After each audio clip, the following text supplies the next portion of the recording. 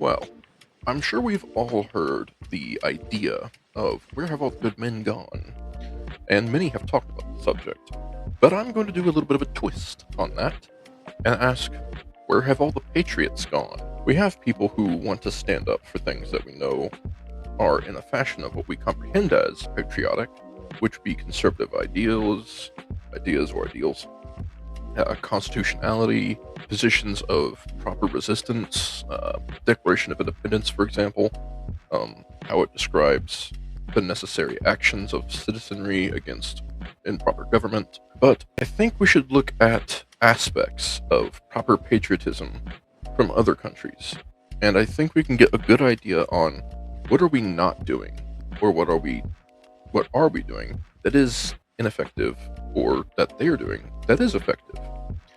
How are we showing our disagreements or disgust of the actions of our leaders and representatives? Are we going the peaceful route, which, even in a fashion, they are as well?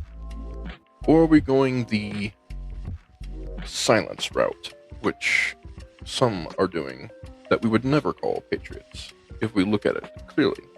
And so we're going to look at a few things. Examples where we can say, yeah, I wouldn't call that patriotism. That's just dying on your knees instead of dying on your feet, because either way, you're going to die. And other examples of, okay, well, they're standing, but it's not something that they're going to die on their feet for. I think these are something that too few are willing to do, because there's I suppose you could say, reasonable fear that if we talk about these things, then bad things will happen because we talk about them. But I think the reason why we don't have clear dividing lines between proper resistance and terrorism is because we don't take the time to talk about these things. There is a difference between the two. One is acts of terror to effect political change. The other one is showing the will of the people over the presumed will of the people. Which is greater?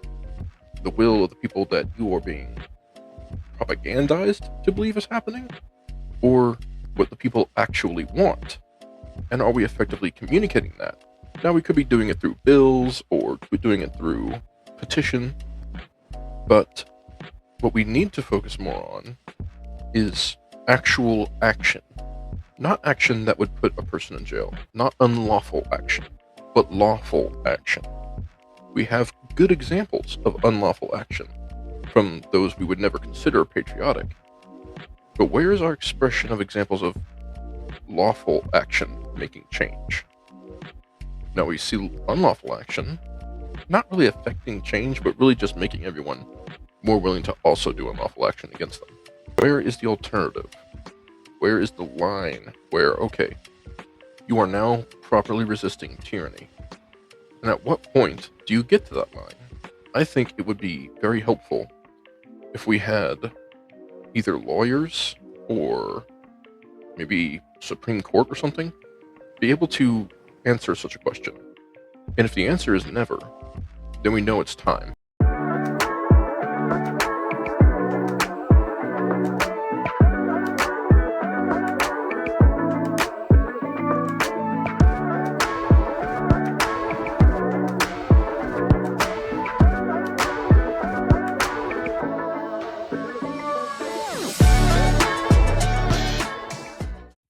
All right.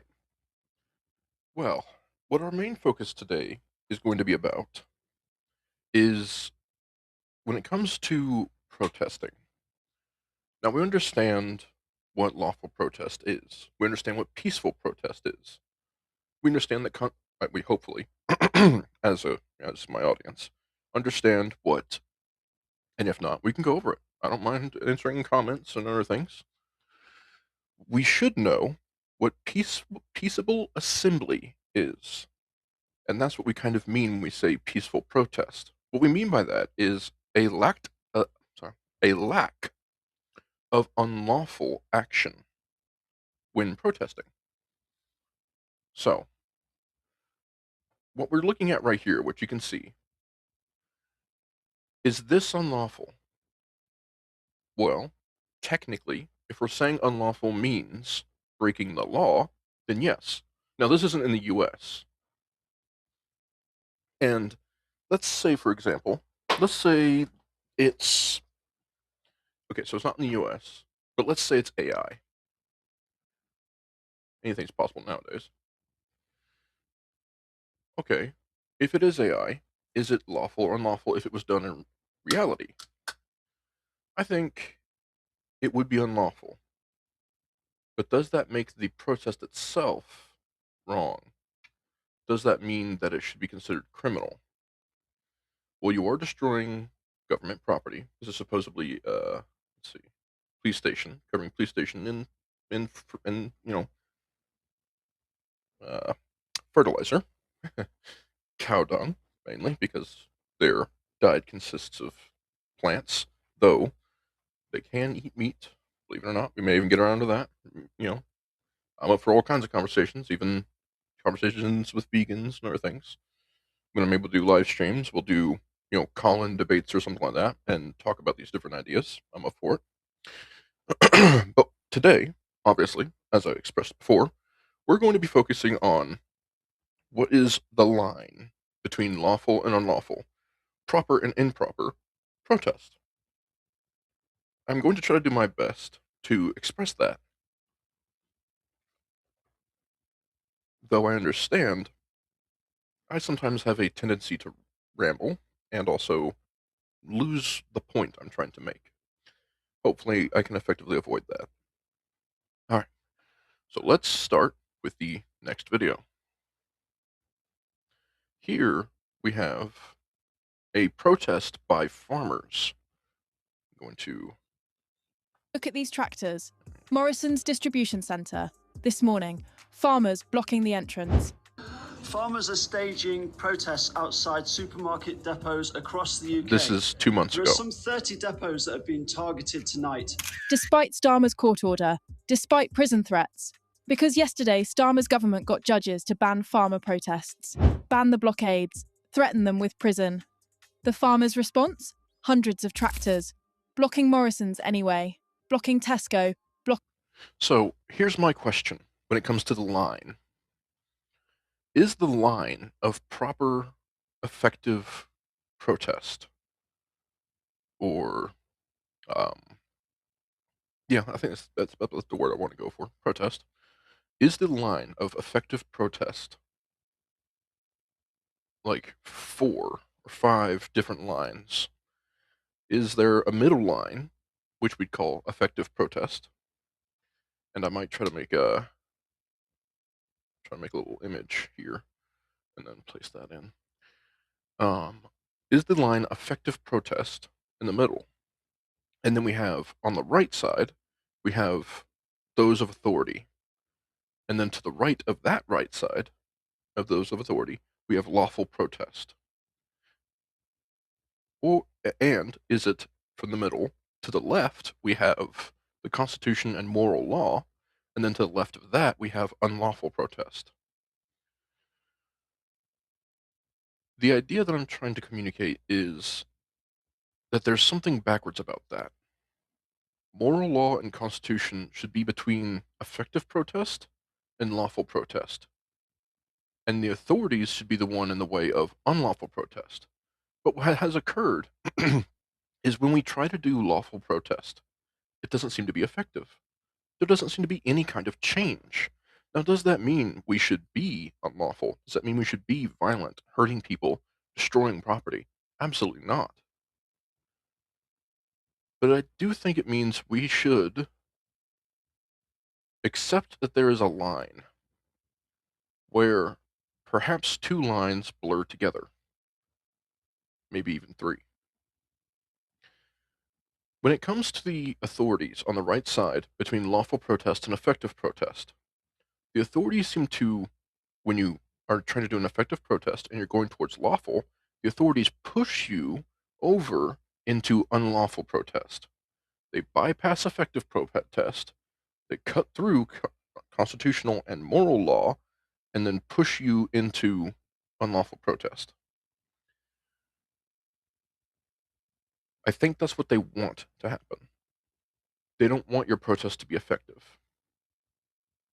They want those who do unlawful things, people we'd never even call patriots, those we would say whose actions are unpatriotic. Top story today. Farmers, many of them French, are filling the streets of Brussels to voice their opposition to the signing of an historic EU-Mercosur agreement.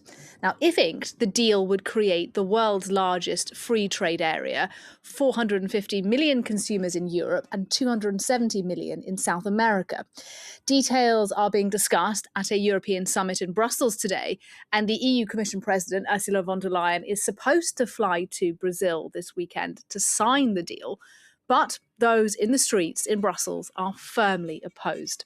They fear being undercut by cheaper products from South America. And today, suggesting a potential delay to that signing, President Emmanuel Macron has made it clear that he stands with the protesters.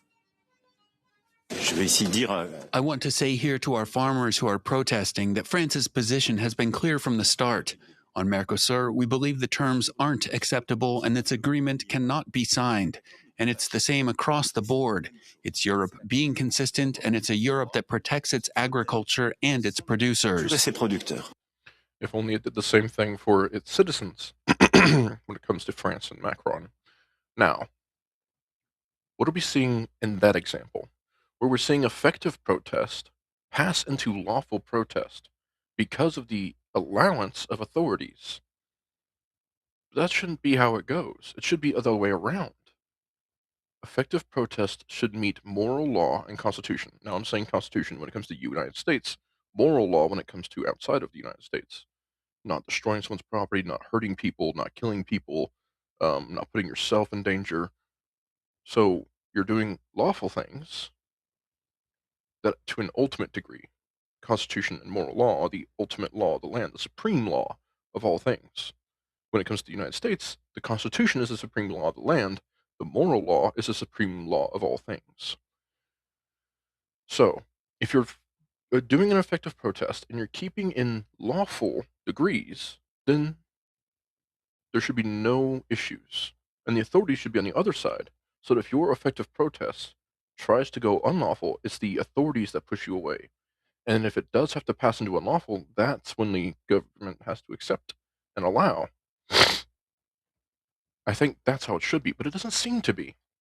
Because let's take into example. I don't know if anyone remembers.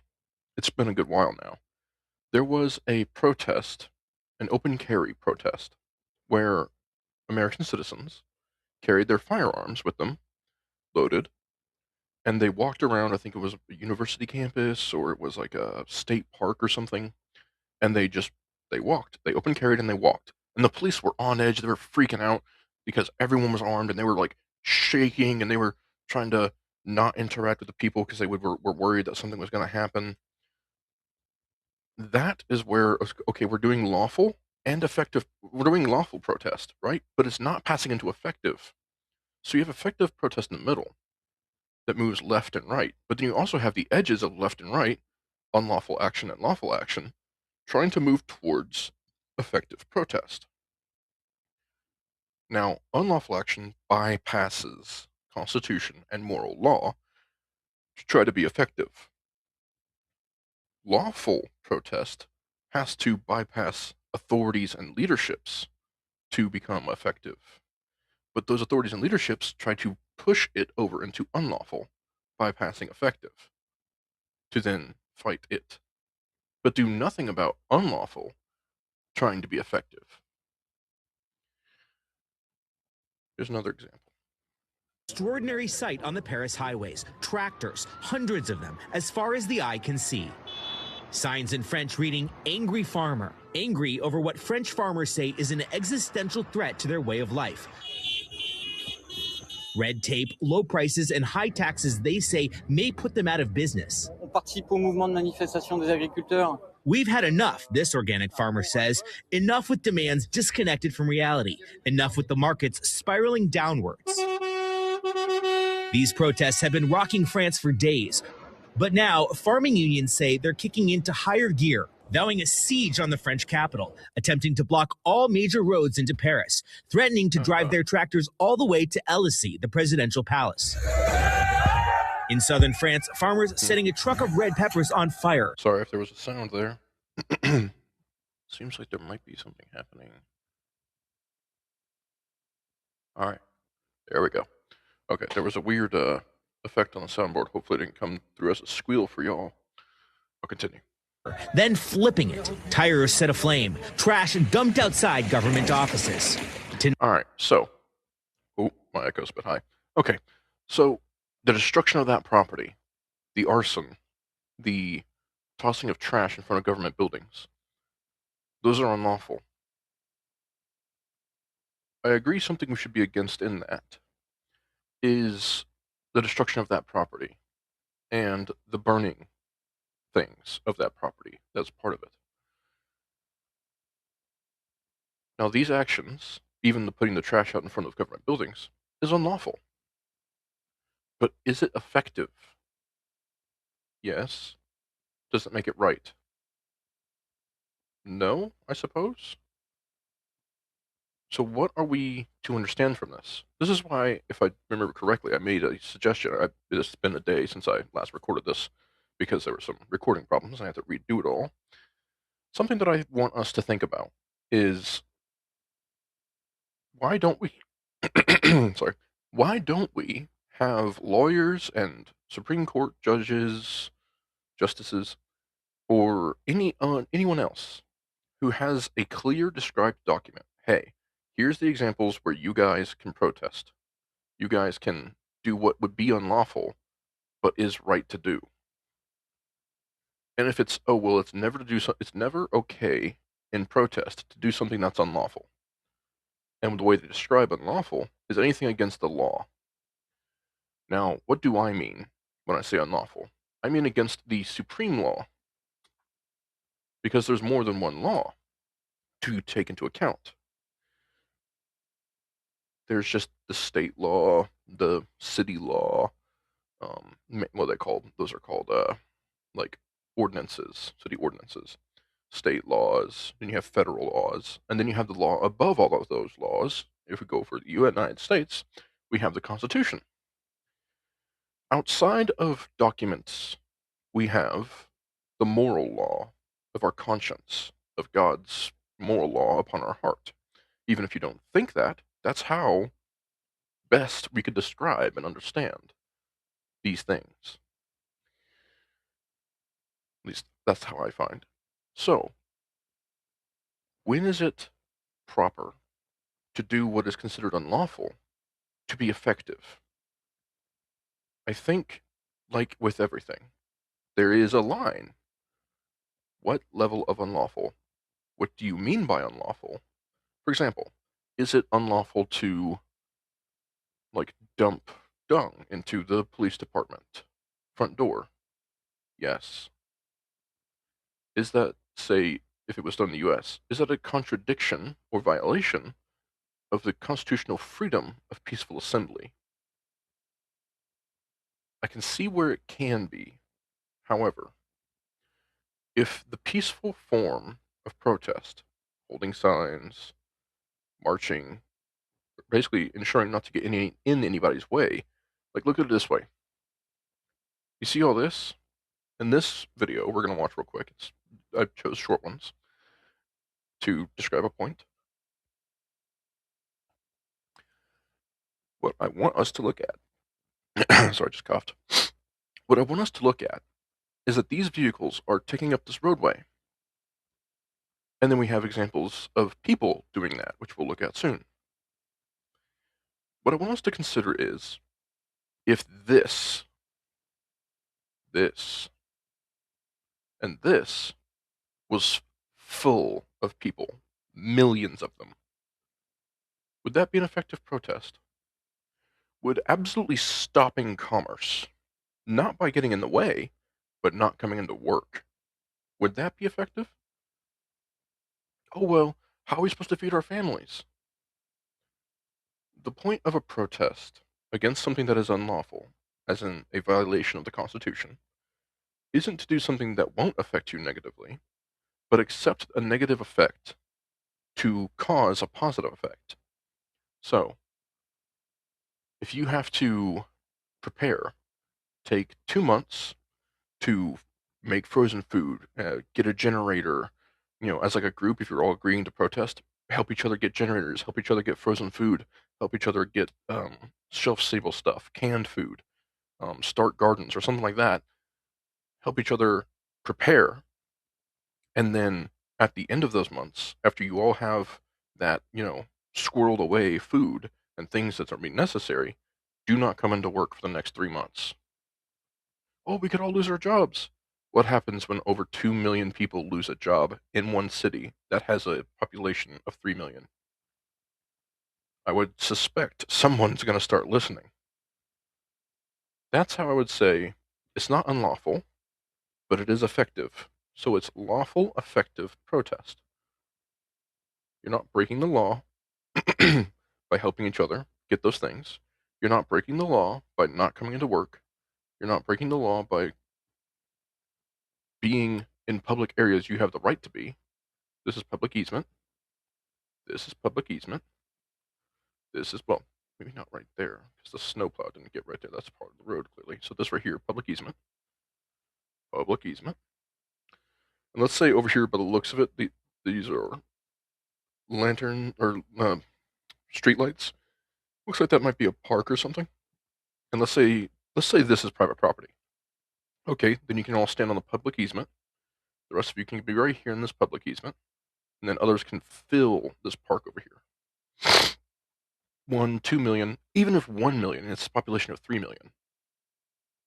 The effect of 1 million people not working, but then being able to go home and have everything that they need because they've squirreled it away, they have it prepared. You're going to have to suffer a little bit in a fashion of you're going to have less comforts, yet you've effectively accomplished something. You've proven your point. If you're not going to do your job, we aren't. Blaring horns, impassable streets, all the work of a new movement calling itself Freedom Convoy. Truck drivers demanding an end to COVID-19 vaccine mandates have disrupted major Canadian cities and clogged key Think about this. U.S.-Canada border crossings. What these And truckers are now doing copycat is protests are technically spreading unlawful, around the world. right?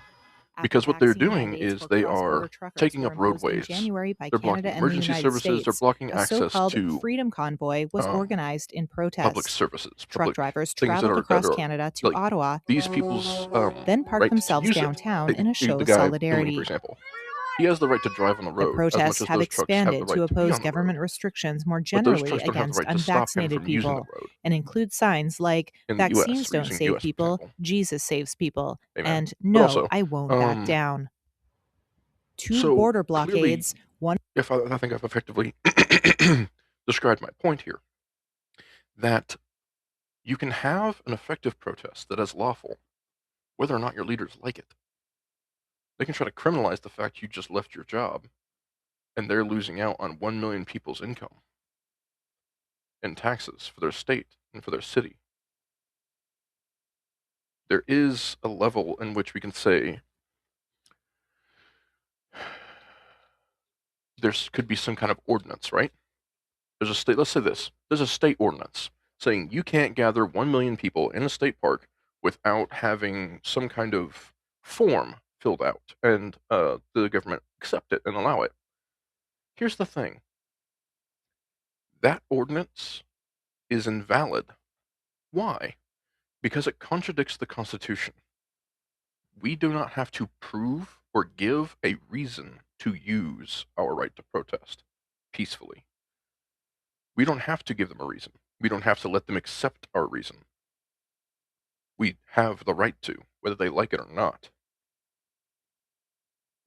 Well, if they start arresting people, then again, how much are you willing to fight for something that matters? You're not doing anything federally unlawful. You're not doing something unconstitutionally unlawful.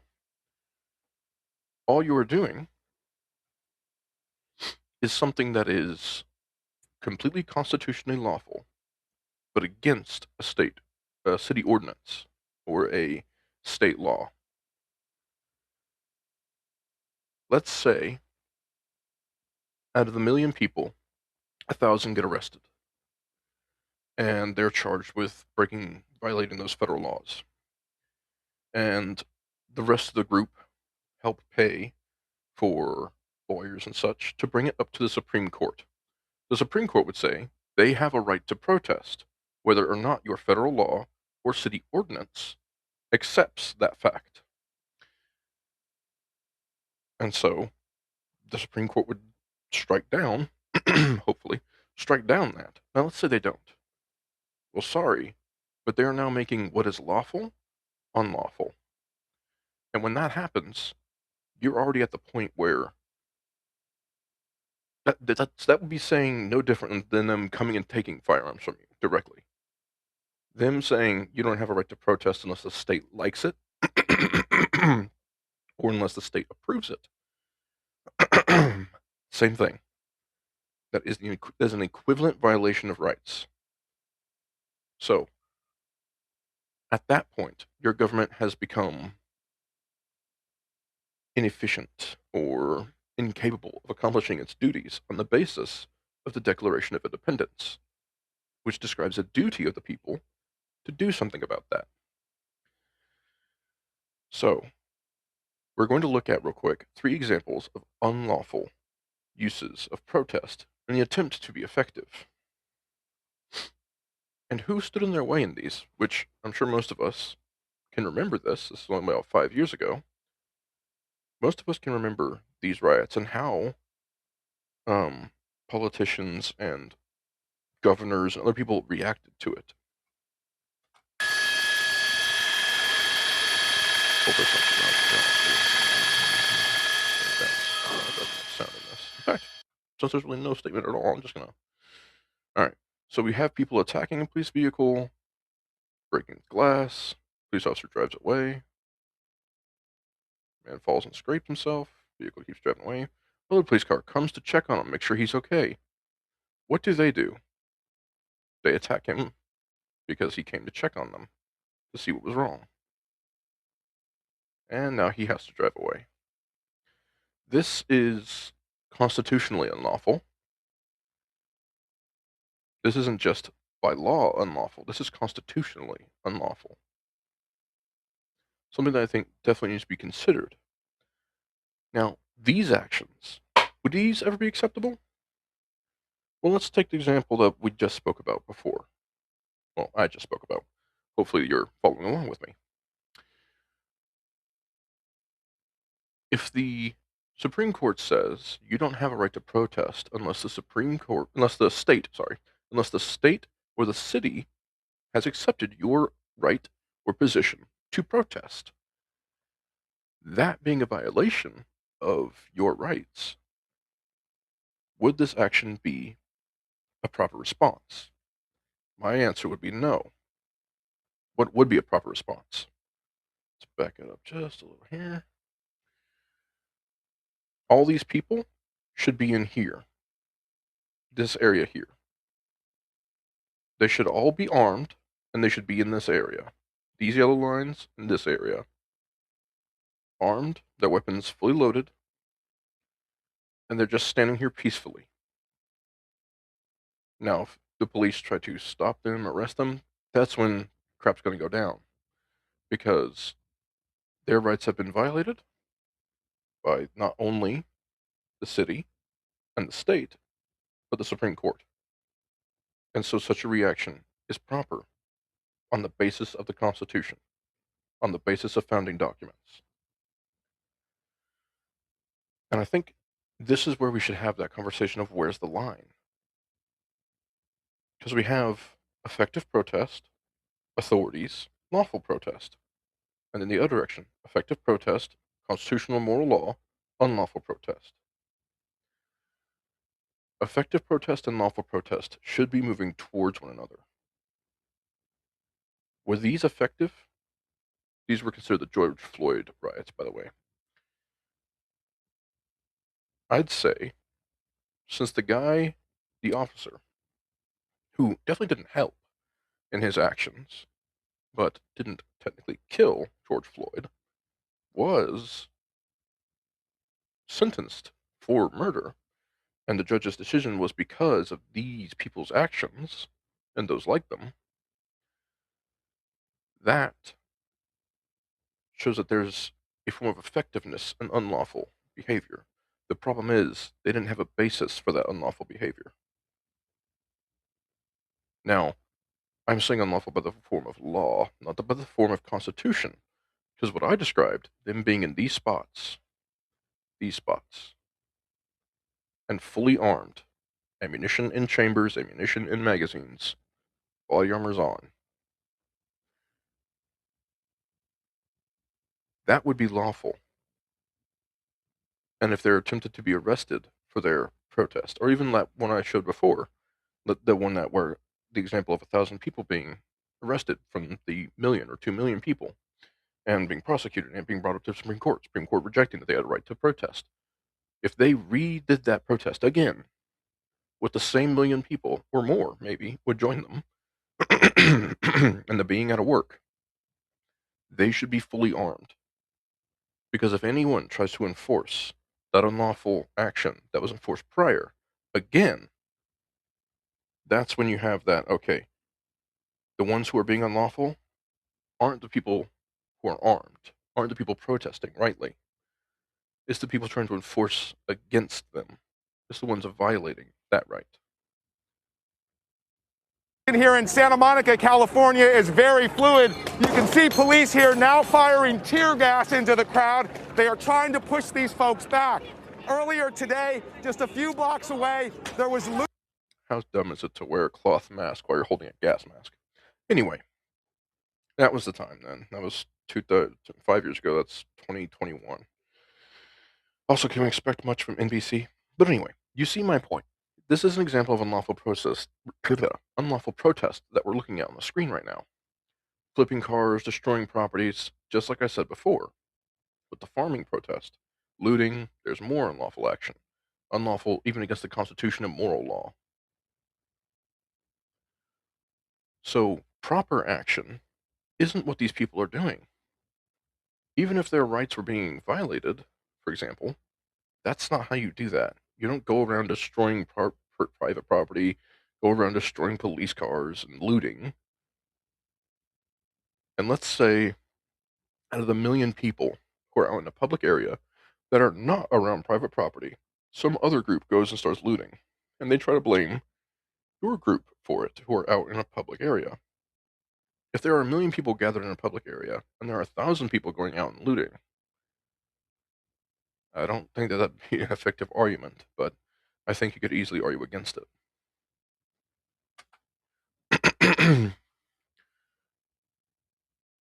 I think I've effectively made my point here, that there is a basis for lawful protest and how we can do it, and how it can be effective. Now, if the Supreme Court didn't do its job, called unlawful that which is lawful, then there is still constitutionally lawful action we can take. Now, the authorities would push that position that is lawful and call it unlawful, bypassing the Constitution, but it's nonetheless effective.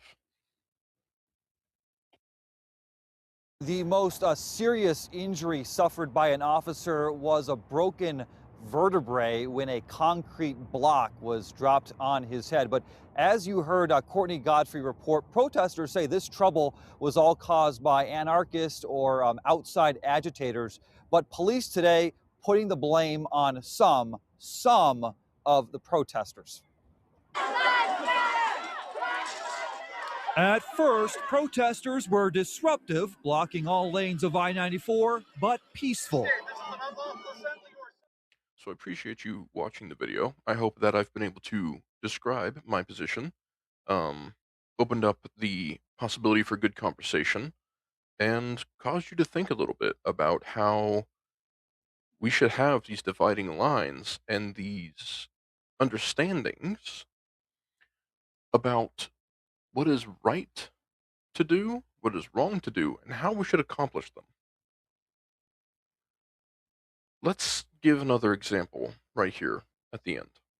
In my state of Virginia, the governor wants to try to make open carrying illegal.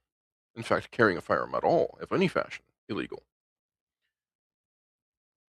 Even if a bill was passed that made that into law, that would be a violation of the Second Amendment, because we have the right to keep and bear arms, not how they want us to, but however we choose to. Therefore, their judgment would become null and void, because the Constitution is the supreme law. Now, even if it's not treated like that by failure of federal action, that doesn't mean we then just throw our hands up and be like, oh, well, it's not being treated like it's supposed to be. No, you just keep doing what you are supposed to do on the basis of the Constitution, whether they want you to or not. So, there's a certain point where we go, well, authorities and governing bodies, you have failed in your purpose.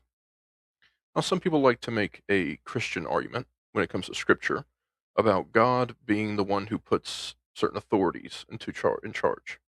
Their position is that God puts all authorities in charge. My position is Scripture describes that there are some authorities, when they abide by what he says these authorities accomplish. They enforce justice, they judge the wrongdoer. When the authorities don't do that, those aren't the authorities God put in charge. And when it comes to being subject to your own governing bodies, that's where the limit is that holds the government back from doing things. I suppose you could almost say then it would be the people, the Constitution, and then the three branches. But we are also held to account on the basis of the Constitution to not use it in wrong ways, those rights. So hopefully this video has made you think, and it didn't drag on too long. I'm sorry about me being sick and all this. If you're familiar with Virginia's weather, it goes insane. We had 80 degrees like 2 days ago, and it was 30 degrees last night. So, Virginia's always had some crazy weather. I guess it's because of where it is on the state. Close to water, but also close to the mainland. So, videos are taking a long time.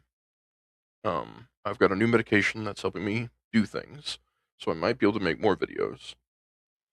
But because of my equipment being kind of cheap, and because of other things that I would like to upgrade to make this a better viewing and listening experience for you, I might put off making videos until I can effectively make the experience better, along with the VTuber model and all.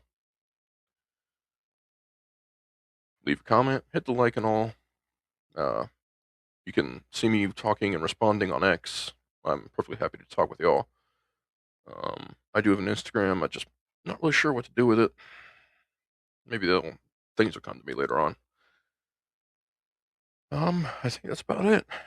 I'll maybe do some polls, see what you guys think. I think I have some polls up still, but there's not really any responses. We'll see. See you next time.